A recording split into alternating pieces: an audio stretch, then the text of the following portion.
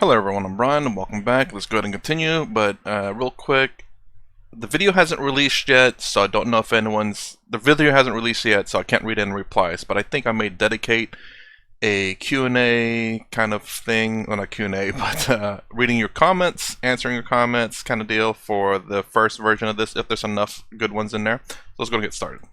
Sadhguru, I'm a student from science background.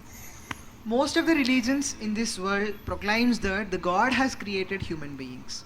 But our evolutionary science is saying that human beings have come from monkeys. Which one should I believe in?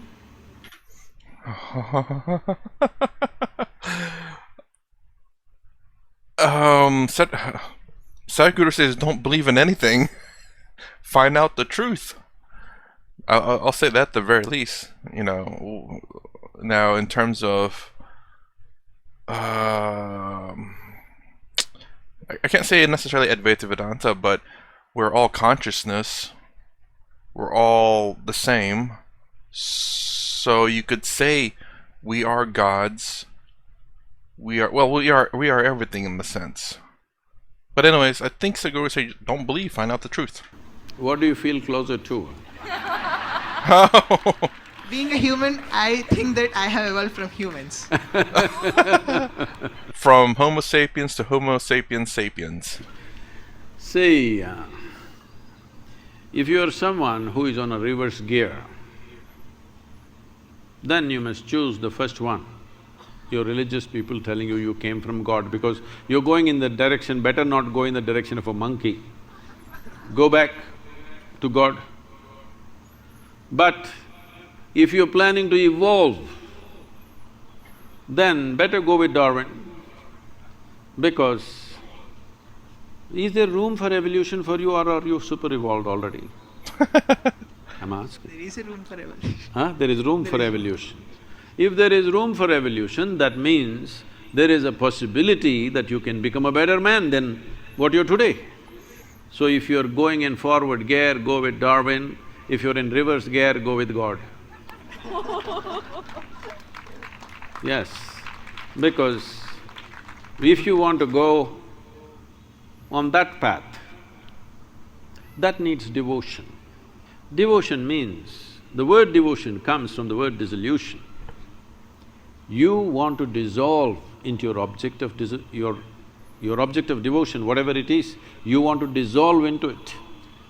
So, in a way, it is a way of making yourself less and less and less so that you become nothing, literally. It's a wonderful way to live. It is not sounding good when you speak in language that you want to become less and less. No, when you become really nothing, you become limitless also. So devotion is one way to go. But you don't have that because you've gone through little bit of modern education and you're beginning to think logically. Now, if you think logically, naturally you can see life has evolved on this planet, there's no question about that. So if you want to go forward, you must see, just behind you is the monkey. One step backward, you will be right there. Better you move forward quickly. Because some of the scientists are saying today that the DNA difference between you and a chimpanzee is only 1.23%. 1.23% is not much of a difference, isn't it?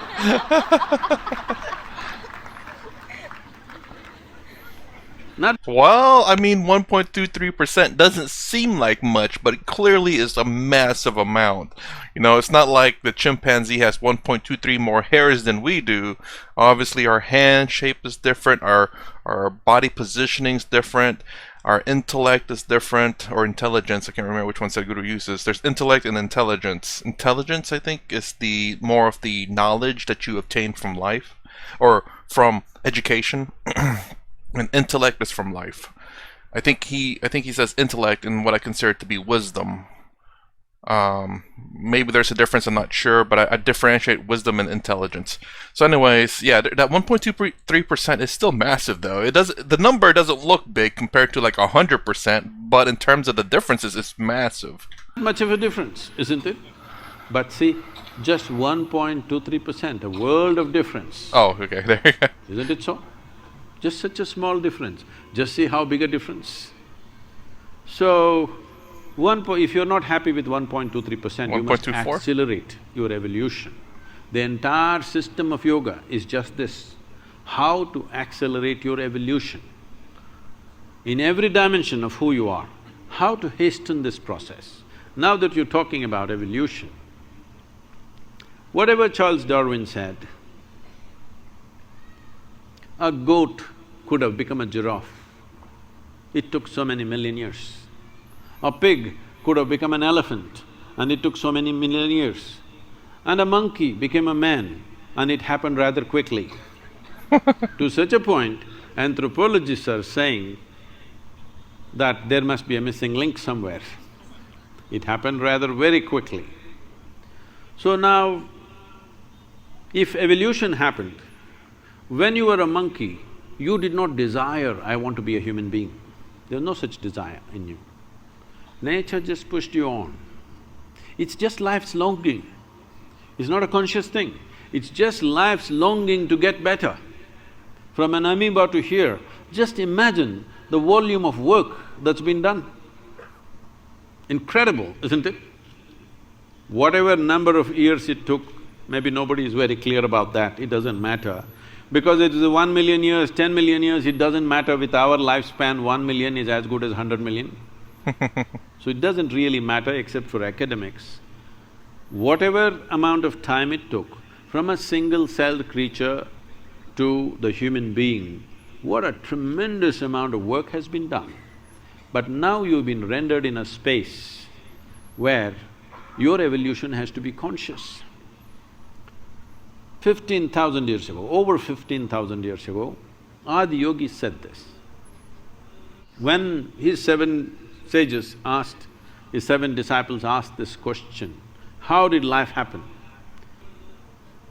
You have heard of the 9 avatars? What are they? Matsya, Kurma, Varaha, Vamana, Narasimha, Parashurama, Rama… Not bad from Andhra Pradesh. Krishna, Buddha, Kalki.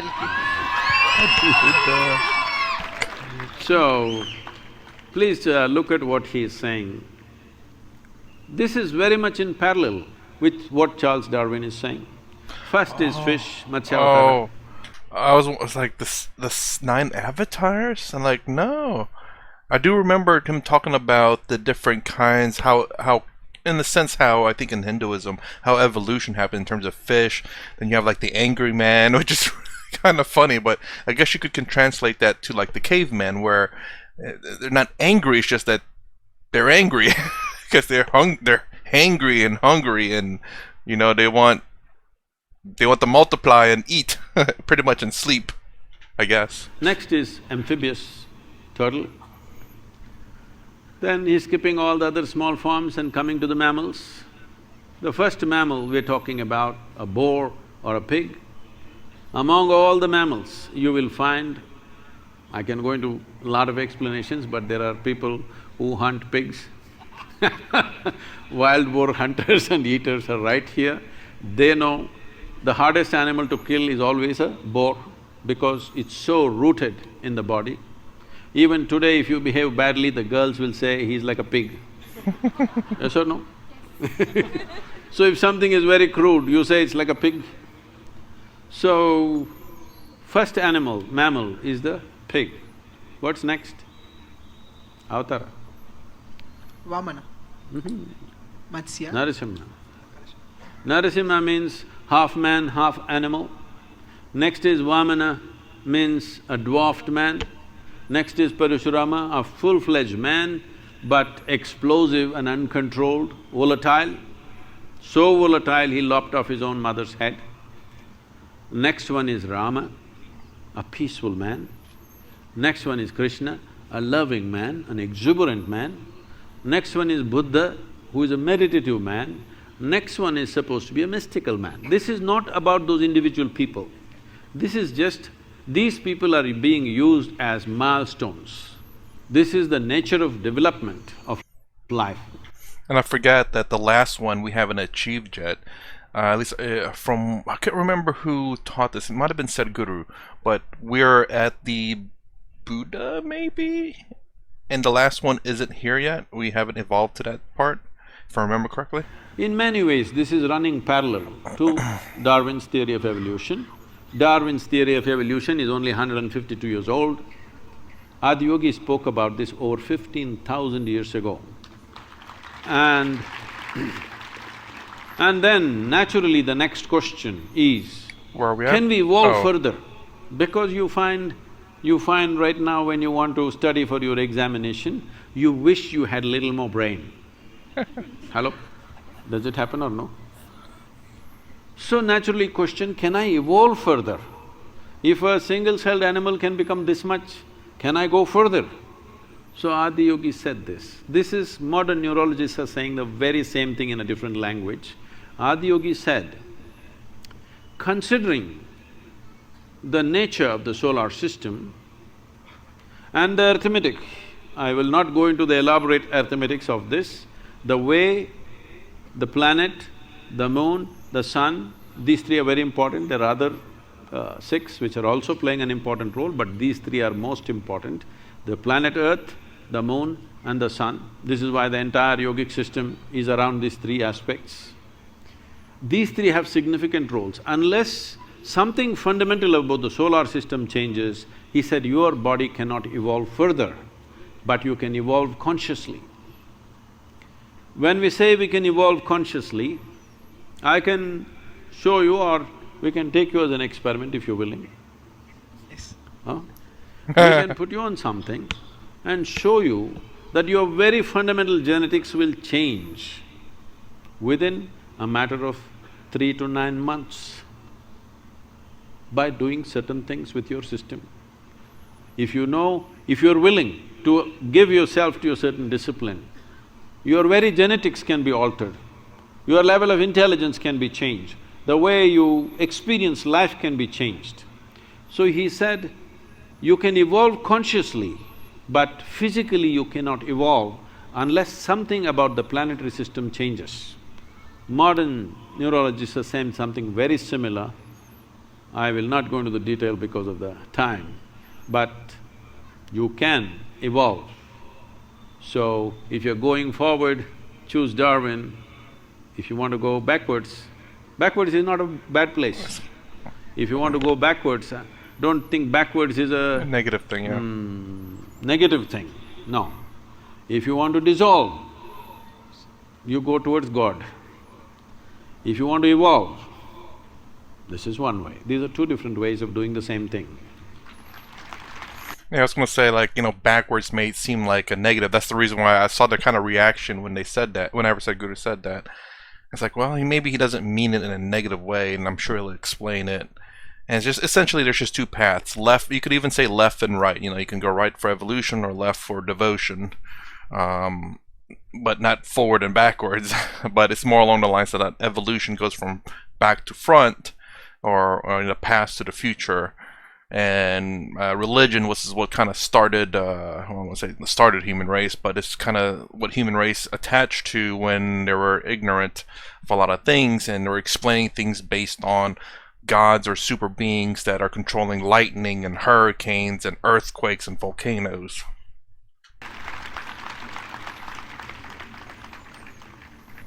Now we'll be having the audience question session.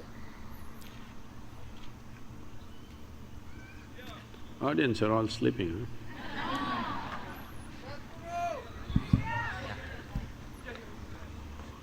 Namaste Sadhguru, I have a question for you. Where are you?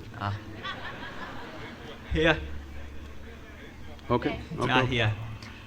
You said that Indians have so knowledge about everything. Ivaga Bharata Vishwake Guru anta Oh, well, now we say in many places that India is the guru of the ಹೇಳ್ತೀವಿ world. ಎಷ್ಟೊಂದ್ ಕಡೆ. You're saying that, I'm me saying it. ಈಗ ನೀವು Just now you explain about Adiyogi, right? Sadhguru? Adiyogi ಬಗ್ಗೆ explain ಮಾಡಿದ್ರಲ್ಲ ಸದ್ಗುರು. 15,000 years ago we had that knowledge ಅಂತ. ಹಂಗಿದ್ಮೇಲೆ If that is so, that knowledge is so great. ಆ knowledge ಅಷ್ಟು great ಇದ್ಮೇಲೆ ನಾವ್ ಏನಕ್ಕೆ ಅದನ್ನ Why can't ವಾಪಸ್ we get it ತರಕ್ಕಾಗಲ್ಲ, back? ತಂದ್ರೆ ಹೇಗ್ ತರ್ಬೋದು? And if we can, how do we get it back? Okay.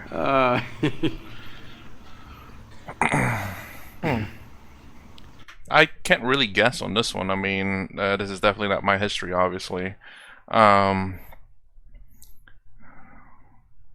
mean, I guess it can kind of be explained somewhat to, you can even use America as an example. It's a very young country. How can America be an example?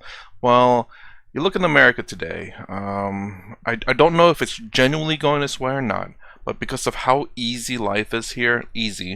There are obviously hard, rough spots and stuff, but generally speaking, it's a very developed country.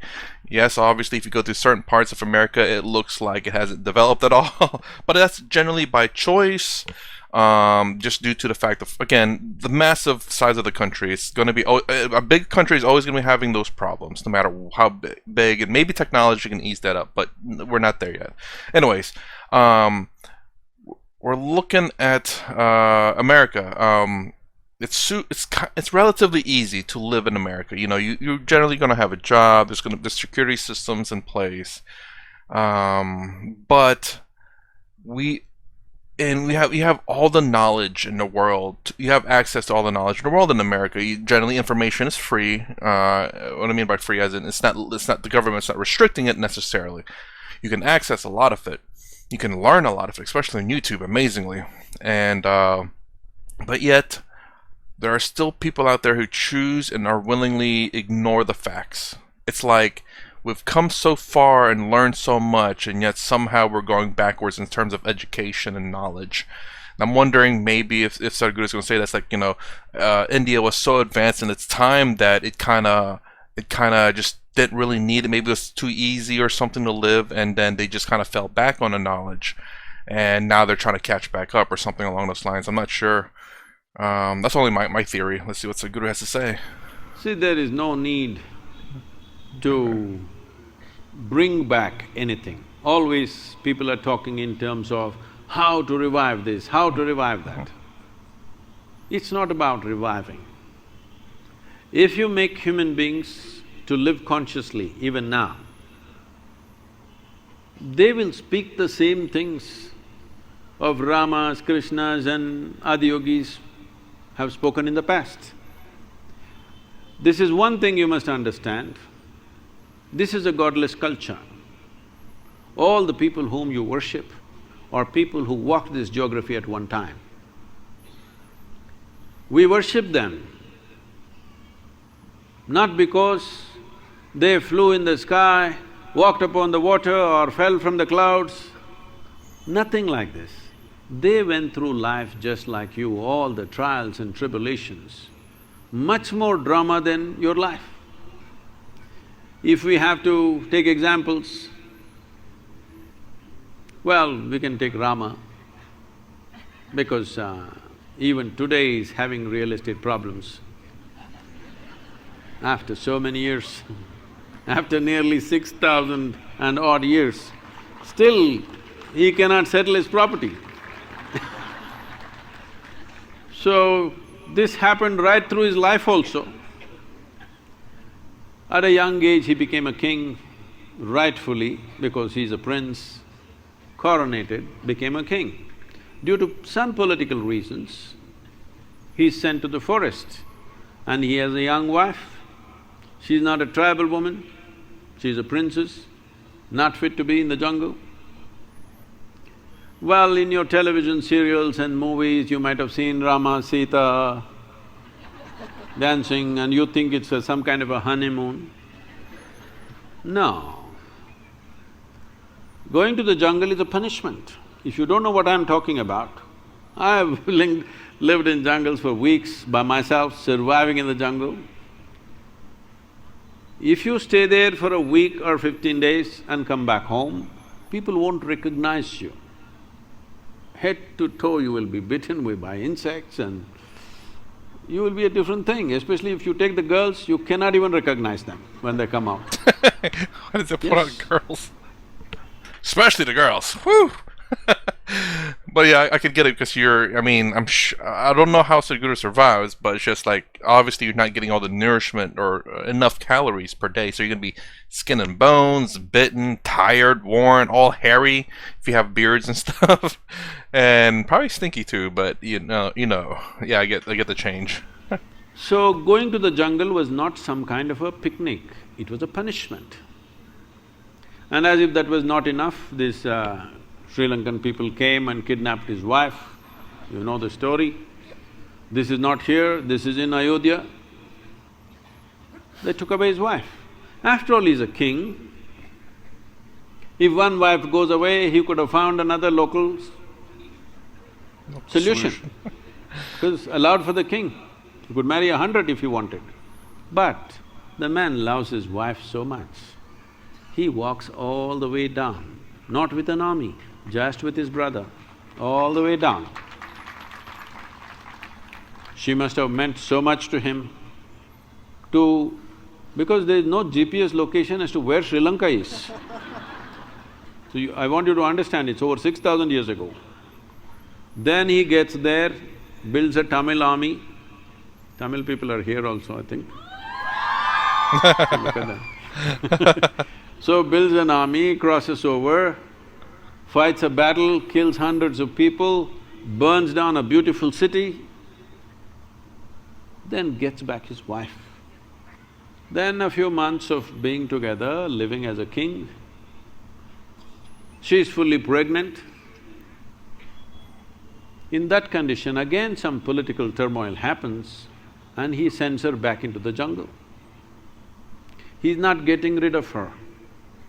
This must be understood. He's not getting rid of her, she means the world to him.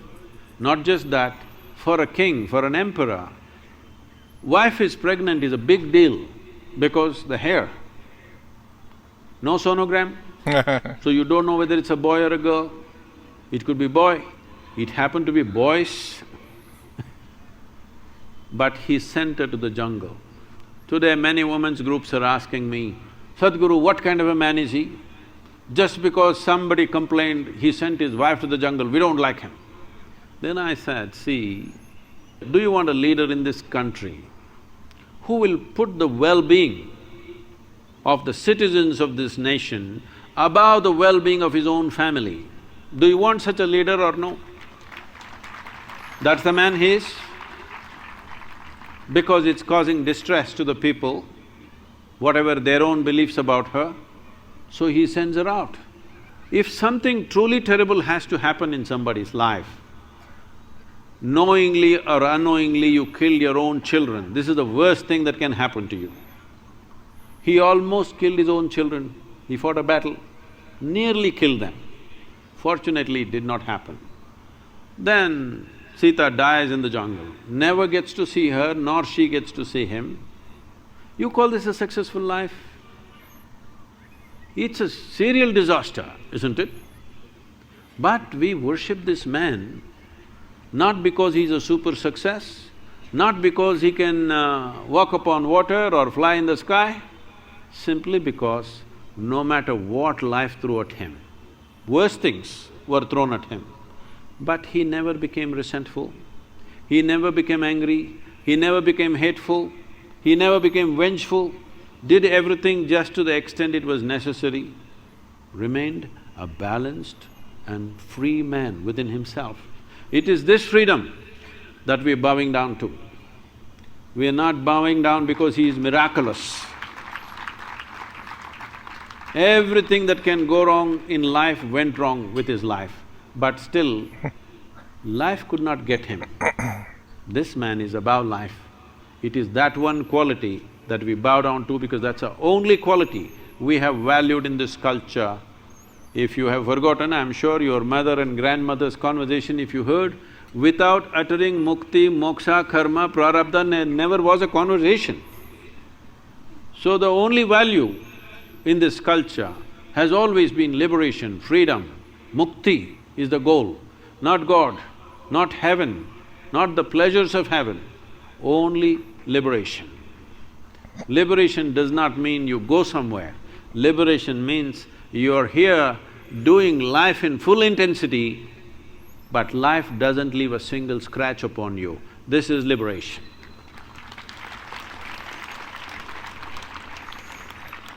Okay, so I'm not exactly sure what knowledge Sadhguru talks about, although I know the knowledge that I've been experiencing here, which is Advaita Vedanta, liberation. Essentially, the last part he was talking about there, how the lost knowledge, the most important thing that was lost is liberation. How God is not the greatest thing out there. It's purely liberation, moksha, awareness. Yeah, I forget what the word I use is, but and that the people that is worshipped in that country is not people who had an easy life, who are just kings because they're kings and they were entitled to it or were given the title, but kings who have perhaps earned the title and who have done their best not to go to war, to serve the people. Pretty much this is it. Not to go to war and best to serve the people. Although I don't think he ever talked about that king. I can't remember his name. Is it Rama? I don't think. Did he ever achieve liberation? And all the times he's told that story, I don't think he said that. Although he did always finish off as, "In this country we're a godless country." That the ultimate thing is liberation, moksha, not God or heaven. I'm trying to think. I don't think he ever said that. I believe it's Rama. Never got liberation. I'm not sure, but whether he did or did not, he always seemed to maintain his cool, as they say. Maintain his composure and never, well, like Sadhguru said, acted in vengeance or anything like that. He just merely, he did what needed to be done, what I'm thinking believed to be right, to right the wrongs that was done to him. And that was it. Only what was necessary. Thank you, Sadhguru. Now we'll have a social media question. The first question, Sadhguru, it is from Brinda. Will uniform civil code be a possibility in India? I think at least after 1 or 2 generations of utilizing the caste-based reservation in education and jobs, the 3rd generation should not be given reservation. What? Well, these are two different things. It's a two-in-one question. Uniform civil code, is it a possibility? I don't think so. Well, we must make it possible. As Uh, long as you have a nation. Uniform civil code. Wait, hold on. Am I not reading that right? Uniform civil code. Not uniform as in what you wear. It's like, get everyone to wear the same thing. Why? Uniform civil code. Is that a possibility? Civil code. It all depends. That's something also with the local governments and federal governments. Again, being such a large country, having different kinds of values, it's very difficult. I don't necessarily disagree with Sadhguru. There needs to be some type of uniformity, but at the same time, who knows your people better other than the local government? You know, the federal government, I'm not sure if that's the same way over there, where, you know, they're in, you know, wherever it is, just say the very north of whatever country it is, the opposite end of the south or the opposite end of the north.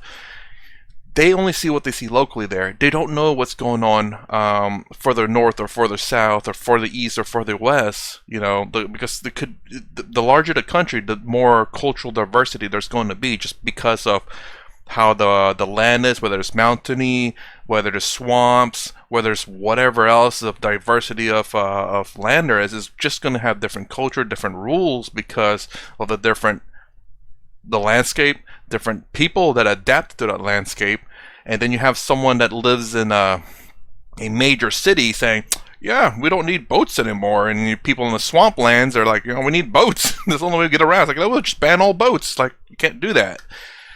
But at the same time, I can see the need for a universal code, but there has to be some, how do you say, I don't know how, like, something that's universal that can apply everywhere and it doesn't affect necessarily the culture there, but it's a uniform code.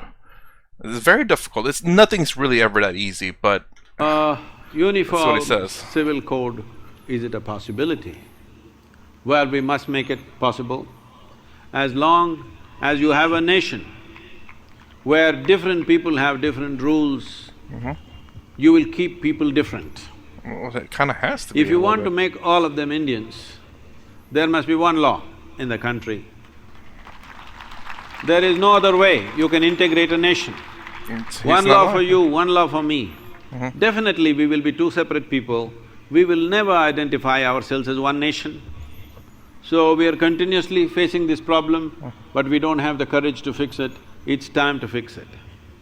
Reservation is another matter. I know there is lot of resentment among the young students. I didn't get the seat, somebody with lesser marks got the seat, all these things. But we must understand this, we have treated a whole mass of people in this country for thousands of years like subhumans.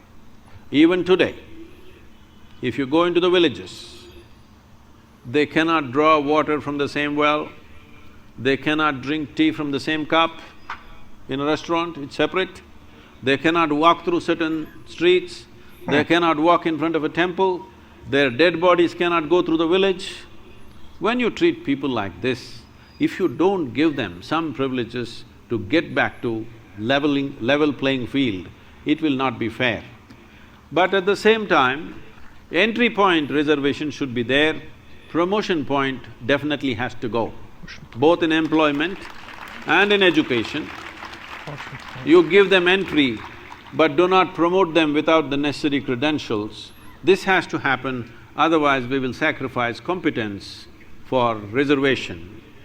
Okay, that's an interesting one. I was gonna say I disagree with Sadhguru here a little bit, because that's something that's going on in the United States too. But there isn't an alternative method though. I'm saying that, but I'm not sure about how reservations and what's the other one? Entry point reservation should be Entry there. point But reservation what's the should be bonus there, points? promotion point Promotion definitely points. has to go, Yeah, I don't know what promotion points is. So both in employment let's see. and in education. You give them entry, but do not promote them without the necessary credentials. This has to happen, otherwise we will sacrifice competence for reservation. And that is my biggest issue with it's what is it called in the United States? Oh God, it's essentially, you know, it's generally for the minority except not the minority.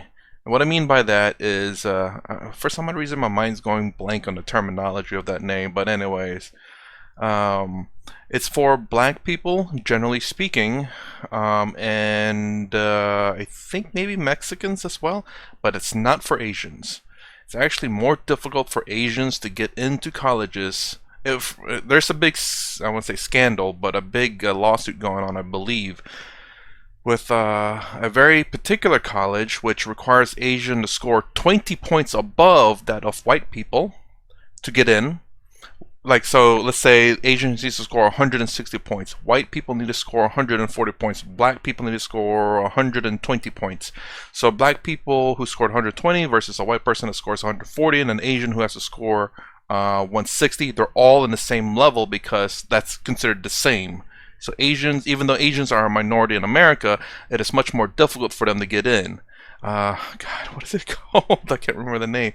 So, and my biggest issue is the fact that we're giving these things out for the sake of diversity, and whatever the fucking oops, whatever the freaking other word is. I can't think of it. I can't believe I cursed there. But you know, there's an alternate solution that I'm proposing for it. It's kind of, hold on. Sorry about that. Anyways, I can't remember what I was talking about, but it's along the lines of I am against. Can't remember the terminology. That's what it was about. But anyways, there's another solution, but it's very difficult to implement. I think it's been tried, but it's just that it seems like I don't know what's going wrong with it. Anyways. Let's see what else he has to say, and I'll finish off with what my solution is, or the hope of a solution, because I still have an issue with these kind of things. Reservation is an unfortunate situation in the country because we have created 1,000 years of unfortunate discrimination. to level the discrimination, this effort. Have we succeeded in this in the last 70 years? Well, a lot of people have moved out of that trap, caste trap. Of low caste trap, a whole lot of people have moved out. Many of them may be sitting here with proper education, holding good positions, it's fantastic to see that. But still, there is substantial amount of population still stuck there. So, as time goes by, we must calibrate the reservation. For different regions, it may be different. How it is in Tamil Nadu, how it is in Bihar, how it is in Gujarat, it's different. We must have the courage to calibrate it at least every 5 years at least. We must recalibrate the reservation based on the statistics, how much the movement of population has happened from poverty to reasonable level of well-being. And to what extent discrimination is leveled, accordingly reservation should be calibrated, but it's a political thing. No political leader wants to touch it because It's election touchy. is a number game. Yeah. It's just like going to an examination. Thank you. Okay, so… Okay, why can I not remember the freaking name? Anyways, it's let me see, actually let me look it up real quick, let me pause it. Okay, so it's affirmative action. I disagree with it and agree with it to some degree. Like Sadhguru was talking about earlier, how we need to adjust it accordingly. The reason why I'm against it is because it's pushing people into positions that they may not qualify for. And the biggest issue with that is education. The thing that needs to be solved is education where they're at. So whatever school, if there's a school struggling, that school needs to be looked at to see what it can do to help people, so that it's kind of like… I'm trying to think of an example. There's a school this level, there's a school this level, there's a school this level. Having people from a school this level that's maybe not teaching them all the things that they need to be taught, then all of a sudden are trying to apply to a college that's really high, they're going to be lacking in education. I don't know what percentage of people who went to affirmative action, who went to these top-end colleges just because they got it for free because of their skin color, and then dropped out. It's really sad because it could end up discouraging them, or it could end up hurting them in the long run, because now they think college is not for them, because they go to they get a lot of the really hard colleges for free. And whenever I think they're better off going to maybe not the top tier colleges, but a college that's more along the lines of their level, get an education, see that they pass 3.0, 4.0 in that, and a regular, unless you go into something prestigious, I mean, any other worker or a place that hires people will see that as really good, as opposed to it's like, oh, you dropped out of college, or you got into Stanford, but you failed. It's like, that's not a really good look on your record. But the biggest issue is just getting that one school that's this low to be equal to, as close to equal as to every other school in that area. That will fix the issue with people trying to get into the higher ends, in my opinion. But there's where the problem is. It's like, how do you do that? I don't know if it's been done or not. Obviously, someone needs to go in there, see how teachers are teaching, see how the classrooms are. There's always the saying of funding, but I've heard some people say some of the worst schools are overly funded, but still are not producing good students, because I don't know why. Maybe students don't want to learn. I don't know. I hear also issues with the teacher unions. Again, I don't know what the truth is. There's obviously a problem somewhere. I don't know where it's at. Clearly, there's certain school districts that have a problem. It's not all schools. So the biggest issue is something in that particular school, whether it be the students, whether it be the teachers, whether it be finances, or what, I don't know. Bad person who allocates that financing, maybe terrible at their job and not allocating it properly. Corruption in the school, I don't know. Because even if you again, like I said, if you let someone with this kind of education to a top tier school, they have more than likely a very high chance of not passing or not making it. Like Sadhguru said just a little bit ago about but do not promote them without the necessary credentials. If this person has this much education because of the school, and this person has this much education because of that school, this person may not be able to get the credentials. They have less likelihood of getting that. And then someone who's worked their butt off in this education, in this school, then they're just being passed up because someone who didn't quite get the marks got passed, got bumped up and promoted instead of the other person who worked their butt off. It's unfair. But like Sadhguru was talking about, how certain people were treated unfairly in the country, and I get that. The solution is to fix it from earlier schooling, to try to fix the schooling that way. That's probably the ultimate solution. And the temporary fix is kind of like what Sadhguru was talking about, or affirmative action. Some way to get people into these things. Because you don't want to be in an operating house like, oh man, I gotta get a life-saving surgery. Someone comes in, it's like, hey, by the way, I made it because of affirmative action or reservations. I think reservations roughly the same. You're like, another doctor, please. Someone who has that need reservation or affirmative action to get this position, please. And even they're now thinking about like diversity ways of getting in. It's just your skin color. Again with your skin color. To whether you pass the test or not, they're gonna get you in that program just because they need more people of a certain skin color, a certain look. Because they're pushing diversity, not education. And they're gonna graduate you. And businesses are gonna hire you because you need diversity numbers. It's like, oh man, we need to hire another Asian, that's Asian person. We need to hire another person of whatever color this is. He failed everything. Can't do his job. Doesn't even have to know how to write his name. Hired. Well, we need to fill in those numbers, and this is the only person that applied. So, I'm sure those are rarities, but you get the point. It needs to be credit based. But I do understand what Sadhguru is talking about. I do understand affirmative action. I do understand reservations. And Sadhguru has actually a very good plan there where, you readjust affirmative action or reservations just to make sure that it's not, it's not pulling more people than needed, I suppose. I don't know how to put that. It's like, oh, they're more educated now. We don't need to have that many reservations because a lot of them are actually meeting the standards now. So we can actually reduce it and now base them off their marks, their points, or whatever, their grades. But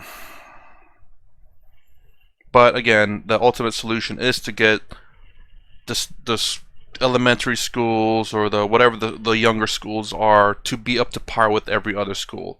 Then whenever every other school is up to par, then everyone can have a fair shot, and you no longer need reservation or affirmative actions in terms of that. And ultimately that'll solve a lot of other problems as well, because everyone will have a fair shot. Well, except for diversity. I mean, the biggest problem with diversity, if there's not enough people around that wants the job, or not enough people that wants to go in that particular field of work, they're just going to hire someone that has that skin color just because they need it, whether they qualify or not. They need that one that box checked off. Check. He failed everything. Hired. He can just, I don't know. You can do something, I'm sure. We need it according to the federal government, diversity check mark, or whatever it may be. Anyways, maybe I should let's see if there's anything else that was said there. Again, I don't know exactly what reservations is, and then the point system, reservations, and promote them without the necessary credits, give them entry, promotion points. I'm not sure about those exactly, but I'm making an assumption there. But yeah, Sadhguru is very much right on what he's saying there, and I think that's a very good way to wean it down. But obviously, we have to help the schools out that are struggling or areas where our education's lacking. You need to find a way to get education over there. That way, you can take away the reservation systems and have it based on their marks. Okay, that was it. Anyways, that's my reaction to Sadhguru at DMS School. This is a very short one for some odd reason. Anyone know? Let me know. Is it because they're outside and bugs were flying everywhere? I don't know. Maybe didn't have a lot of questions. I'm not sure. Anyways, if you like my content, please consider subscribing. Thumbs up, thumbs down below. Thanks for watching. I'll see you in the next vid.